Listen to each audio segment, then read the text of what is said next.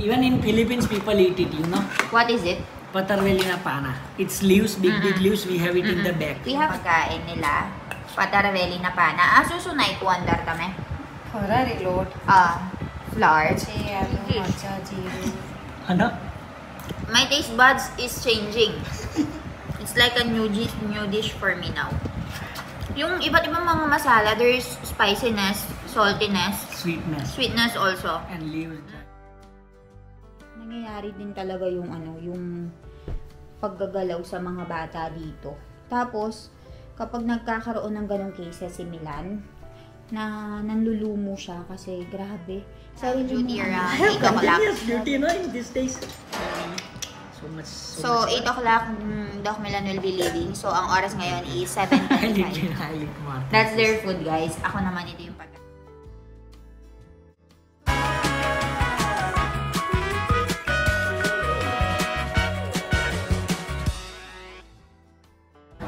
Even in Philippines, people eat it, you know. What is it? Patarweli na pana. It's leaves, big leaves. We have it in the back. We have it's called gabi leaves. Yeah, people in Philippines also eat it. So today is Mami Agyara Agiaras. So Patarweli na pana. Okay, so today is fasting day. So ito yung pagkain nila. Patarweli na pana. Susunay ko andar tame. Load. Flour. Marcha, zero. Lal marchu. So iba't ibang mga boy, til. So many. I cannot remember catch up. I cannot catch up anymore so much. So for them it's this. And meron din tayong rotli dito and binda, lady finger. So tatry ko siya. Actually hindi ko siya gusto pero this time tatry ko kasi baka nag-iba yung taste bud ko kasi I'm pregnant. So tignan natin if magugustuhan ko siya. And Milan, you're done with with duty? No, emergency duty today? I still have to go. I am illegally here. 24 hours duty but he have to eat food. So guys, meron ka dapat ilalagay na oil dito. So tikman natin siya kung anong lasa.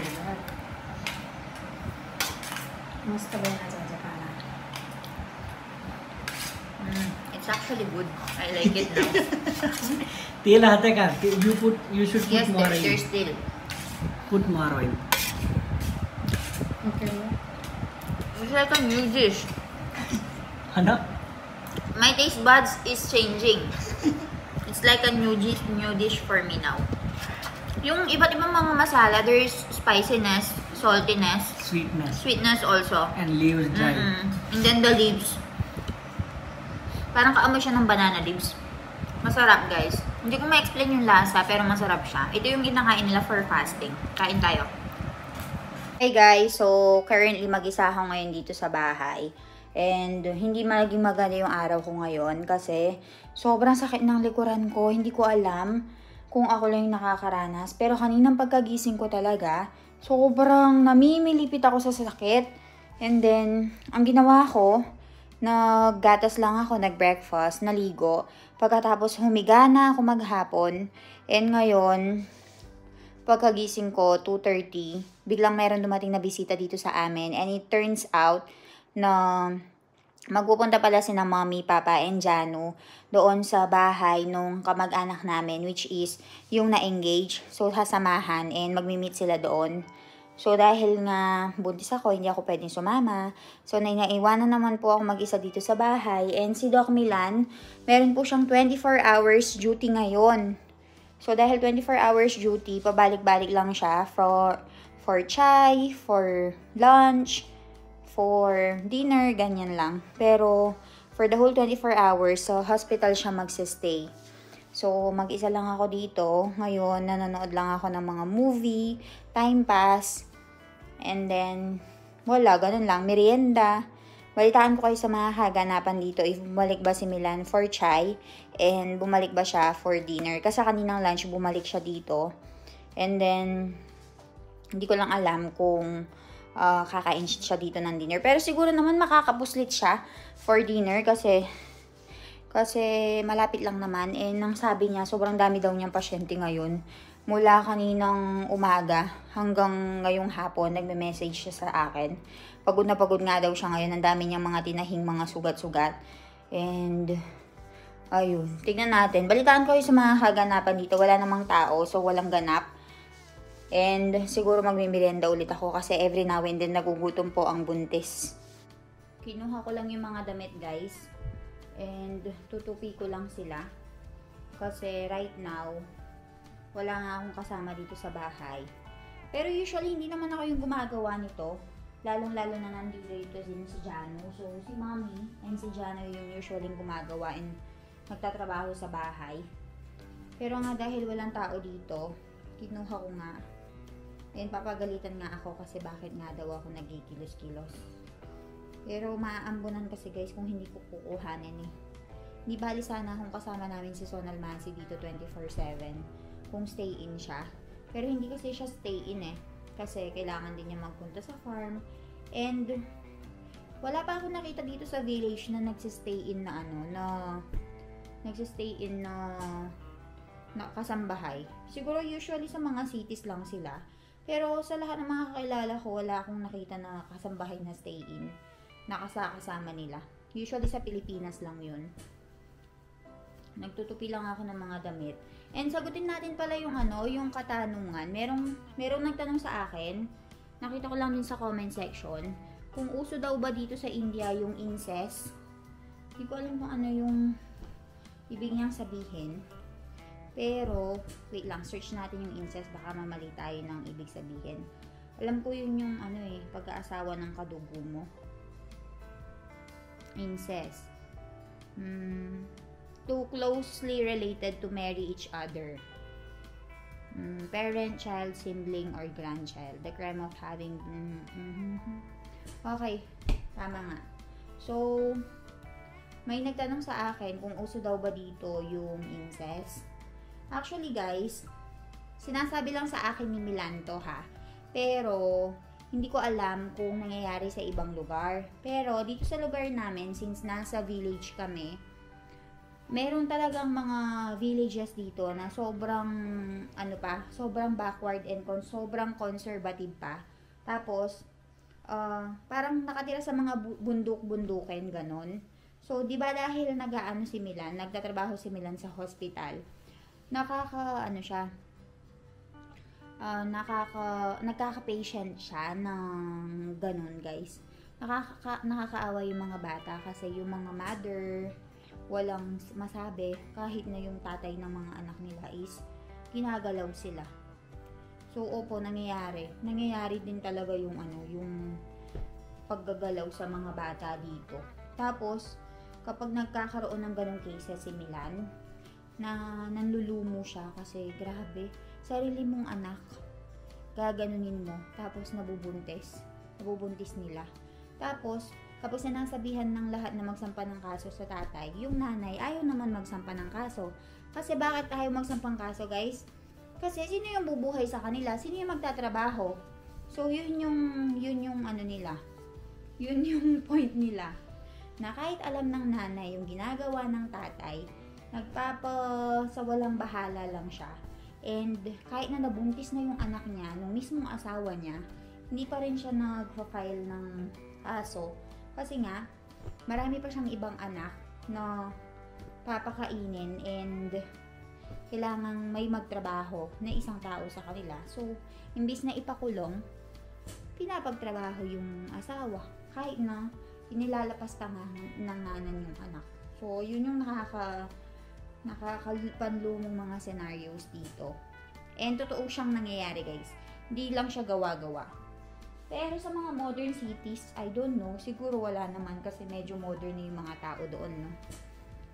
Pero dito sa village, na mga kalalapit namin na village, yung mga malayo sa sibilisasyon, nangyayari po talaga siya. So, tapusin ko lang itong pag tutubi ko ng mga damit, guys. Tapos, balitaan ko kayo maya-maya. Medyo nakakainip lang din kasi wala akong kasama. Palaging naiiwanan ng buntis mag-isa. Pero hindi naman matagalan. Minsan naiiwanan lang naman ako ng 3-4 na oras. Depende na lang talaga kung meron silang mga kailangang attendan na mga events na nagre-require ng full day. Pero usually, puro half day lang ako naiiwanan. And kapag iniiwanan naman nila ako guys, meron namang pagkain. Kasi alam nila hindi ako makakakilos ng maayos. Kasi guys, medyo malaki na yung tiyan ko. So, totoo niyan. Hindi ko lang alam kung napapansin nyo or kita sa camera. Pero medyo may kalakihan na po yung tiyan ko guys. Nahihirapan na rin akong yumuko-yuko and mag-bend. Para nga kuhanin yung mga lutuan. Ganyan. So, tapusin ko lang to and then balitaan ko kayo kung bumalik si Doc Milan or kung ano mga balak namin for dinner. Time for dinner guys and maaga nga alis si Milan. I have duty already. You have duty around I 8 have o'clock. continuous duty, no, in these days. So much. So, 8 o'clock, Doc Milan will be leaving. So, ang oras ngayon is 7:25 na. So, kumakain na kami in advance. And then, naalis na siya. So, ipapakita ko sa inyo yung pagkain natin ngayon. Favorite rice. Mommy cook this. Who kaya Mommy? Pulao. Pulao with, soya chunks. And this is, what is that, Rotlo. Milan? Rotlo. Rotlo. It's the bread rotli or rotlo. We when it become old, we scramble it. Then we put oil and masala and then. And you like it, right? Mommy told earlier. And you eat it usually with? Cha. That's why Mommy is currently cooking siya right over there. So, yun yung pagkain nila guys, rotlo. I don't eat that. I'll eat more. Don't worry. Don't look at that. I'll eat more. That's their food, guys. Ako naman ito yung pagkain natin. With You know, curry. kanin is life. Meron tayong curry right over there, right? Ayun yung curry. And ito yung pagkain nila. And syempre kasama dito is itong buttermilk. So, ganyan yung pagkain namin ngayon for dinner. Simple Chala. food lang. You will leave 8 o'clock. You will come back what time? Next day. Tomorrow, Yeah. 8 o'clock. So, babalik siya tomorrow, 8 o'clock. So, tara na. Tell them na. Tara na. Kumain Kain na tayo. tayo. Kain na tayo. Ay, it's good na. Kumain na tayo. Kumain na tayo. Kain na tayo, guys. Since pinag-uusapan na rin natin yung incest, guys, tinanong niya yung incest marriage, no? So, parang hindi ko natakel yon. Actually, guys, dito sa India, lalo na dito sa family namin dito, sa society and sa village na kinabibilangan namin, medyo yung pagkakaroon nila ng relationship sa mga relatives nila, it goes all the way sa kamag-anak ng kamag-anak nila. So, kapag meron na silang isang relationship dun sa family na yon, hindi na sila ulit gagawa and hindi na ulit sila magpapakasal dun sa angkan na yon. Gets nyo ba? Kahit na yung tito mo at saka yung tita mo,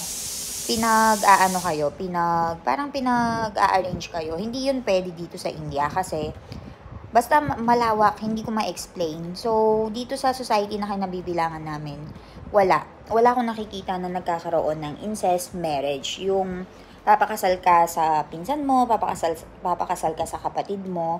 Dito lang po yun. Ewan ko lang sa ibang state, lalong-lalo na dun sa southern part or ibang part ng India, kung pinapractice yon.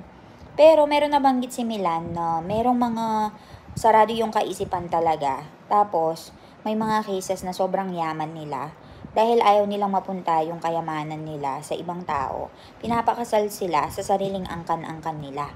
Pero hindi na lang kami magbabanggit kung saan yon. Pero meron daw mga cases dito sa India na ganon.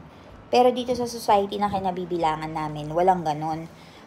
Dapat ipakasal ka doon sa tao na wala kang direct na relationship by blood, ganon.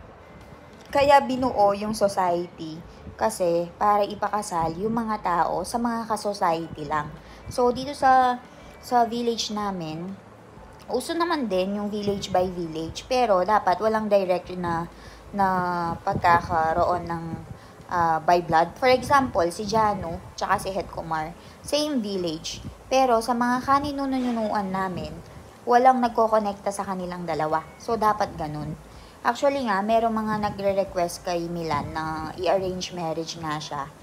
Tapos, bago siya i-arrange marriage dun sa babae, tatanungin muna lahat ng mga kamag-anak. Kung meron ba kaming kamag-anak, kung meron ba silang kamag-anak dun sa part na yon. Kasi kung nalaman nila na meron kamag-anak dun sa part na yon, hindi matutuloy yung kasalan. So, ganun po dito, guys.